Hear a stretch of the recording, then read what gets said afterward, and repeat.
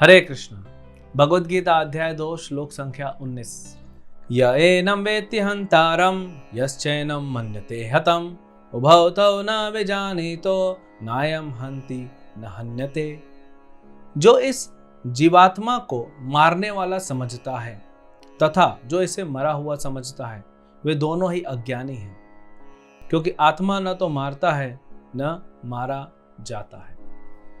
न हन्यते, भगवान कहते हैं आत्मा न तो मारता है न मारा जा सकता है। क्यों नहीं आत्मा मारा जा सकता? क्योंकि पूर्ण आध्यात्मिक है, चिन्मय है।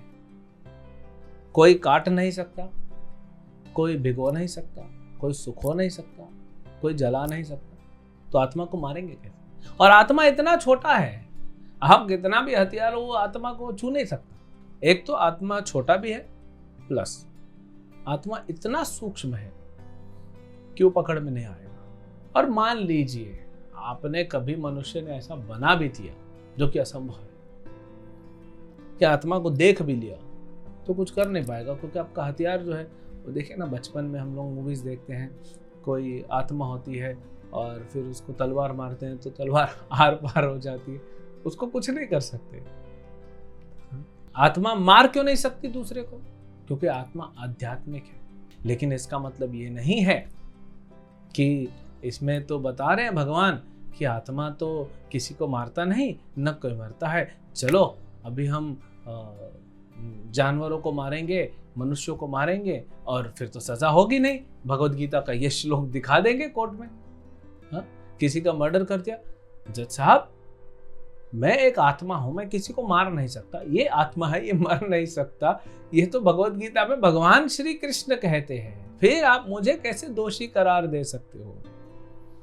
लेकिन इसका मतलब ये नहीं है तो आप अपना शरीर का, अपने इच्छा शक्ति का प्रयोग करके किसी का शरीर को तो आपने डैमेज किया ना, भले आत्मा को नहीं किया, लेकिन वो आत्मा अपनी जर्नी कर रहा। जैसे अगर आप अपनी गाड़ी से किसी गाड़ी को बैंग कर देते हैं, एक्सीडेंट कर देते हैं, तो सजा तो मिलेगी ना, भले वो व्यक्ति को कुछ न हो, लेकिन आपने उसकी गाड़ी तो खराब कर दी तो सजा तो मिलेगी, क्योंकि आपने कुछ तो डैमेज किया है। तो ये नहीं है कि मृत्यु नहीं हो सकती, सब अमर है, आत्मा मारते जाओ, नहीं, इसका मतलब ये नहीं। और नहीं पशु को मारना चाहिए, पशु के अंदर भी आत्मा होती है, आप उसके शरीर को मारने का अधिकार नहीं है हमको, दंडनीय है बिना परमिशन के। अभी कोई पूछेगा अर्जुन भी तो मार रहा है, कृष्ण तो स्वयं कह रहे अर्जुन को मारो मारो मारो, सबको मारो।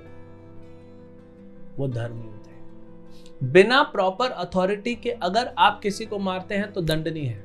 अगर आपको प्रॉपर अथॉरिटी का परमिशन है तो दंडनीय नहीं है।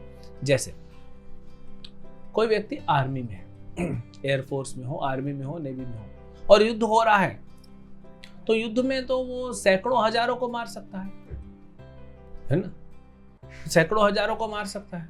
जब युद्ध खत्म हो जाएगा तो उसमें से जो हीरो होते हैं, कुछ तो शहीद हो जाते हैं लेकिन कुछ जीवित रहते हैं। दोनों को क्या मिलता है?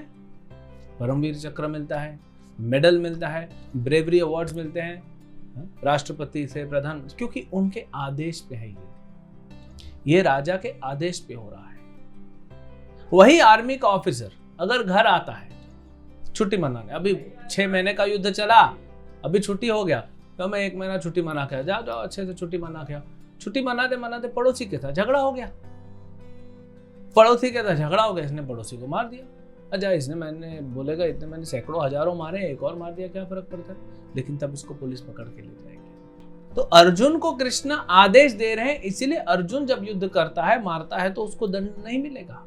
लेकिन हम बिना आदेश के अगर किसी पशु को मारते हैं, किसी पक्षी को मारते हैं, किसी मनुष्य को मारते हैं, वो दंडनीय अपराध है और दंड जरूर मिलेगा हमको। तो इस श्लोक का फायदा उठा के, इस श्लोक को समझना चाहिए। फायदा क्या उठाएंगे? भगवान आदेश दे रहे तब होगा, नहीं आदेश मिलेगा तो नहीं होगा। तो प्रॉपर ऑथोराइज्ड कॉम्पिटेंट जो अथॉरिटी होते हैं, उनसे आदेश आने पे आप कार्य कर सकते हैं। और कौन है? कोई बोलेगा मेरे मालिक ने कह दिया जाओ उसको मार दो, मैंने मार दिया। अरे आपका मालिक जो है वो ऑथोराइज्ड है क्या? वो सरकार है क्या? वो राजा है? वो भगवान है? वो कौन है? तो ये सिर्फ भगवान या भगवान के प्रतिनिधि के आदेश से जब होता है उसको धर्म युद्ध कहते हैं, और उसमें जो है दंडनीय अपराध नहीं लगता है। तो ये हमको ध्यान देना चाहिए। तो आत्मा को कोई मार नहीं सकता, न आत्मा किसी को कभी कुछ हानि पहुंचा सकता है या मार सकता है, ये बात है। लेकिन अपनी इच्छा शक्ति का दुरुपयोग नहीं करना चाहिए। दुरुपयोग करने के कारण तो इस संसार में भटक रहे। अब सदुपयोग करें, भगवान के उपदेश अनुसार चलें और फिर दुखालय से बाहर निकल जाएं। हरे कृष्ण।